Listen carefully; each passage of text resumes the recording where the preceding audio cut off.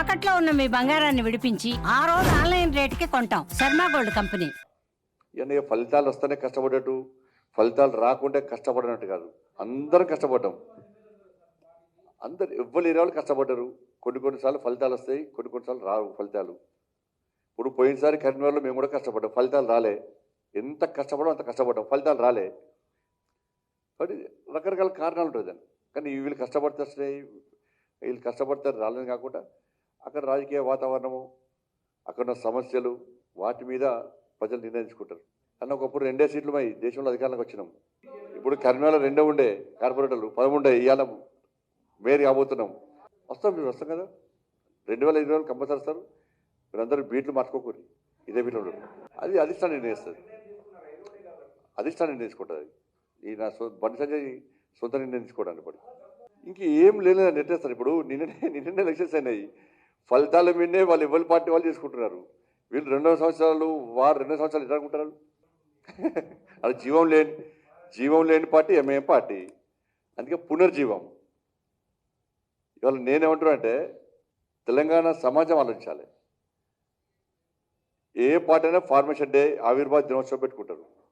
Revival day అంటే పునర్జీవం.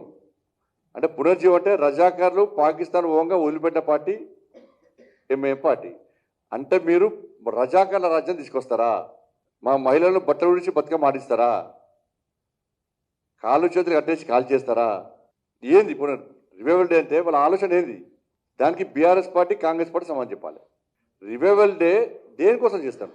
అంటే పాత రజాకార్ల రాజ్యం తీసుకొస్తారా మీరు? ఎవరైనా ఫార్మేషన్ డే సందర్భంగా, ఆవిర్భావ దినోత్సవం సందర్భంగా ఇంతమంది చేస్తాం, ఇప్పుడు చేస్తాం, ప్రజలకి చేస్తామని చెప్పాలి. రివైవల్ డే అంటే పాత రాజ్యాన్ని తీసుకొస్తామంటారు ఎంఐఎం పార్టీ. ఎంఐఎం పార్టీ ఎక్కడైనా పోయినసారి 2 సీట్లు, 2 సీట్లు. పోయినసారి 80 ఉండే, ఈసారి నుంచి 60 వచ్చినాయి. కరీంనగర్లో పోయినసారి 12 ఉండే, 8 ఉండే, ఈసారి 3కి వచ్చింది. మజ్లిస్ పార్టీని ముస్లిం సమాజం గుర్తిస్తలేదు. మజ్లిస్ పార్టీని ముస్లిం మహిళలు అయితే పూర్తిగా అసహించుకుంటున్నారు. త్రిబుల్ తలాక్ విషయంలో దేశం మొత్తం మహిళలు ఓటు బ్యాంక్ ఎట్లా మారినో, తెలంగాణ రాష్ట్రంలో కూడా త్రిబుల్ తలాక్ విషయంలో మహిళలందరూ బీజేపీ వైపు ఉన్నారు.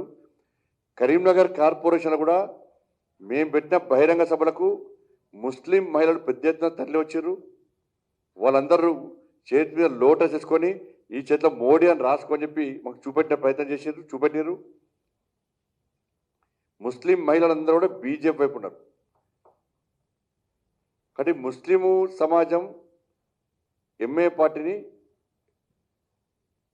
అసహించుకుంటుంది.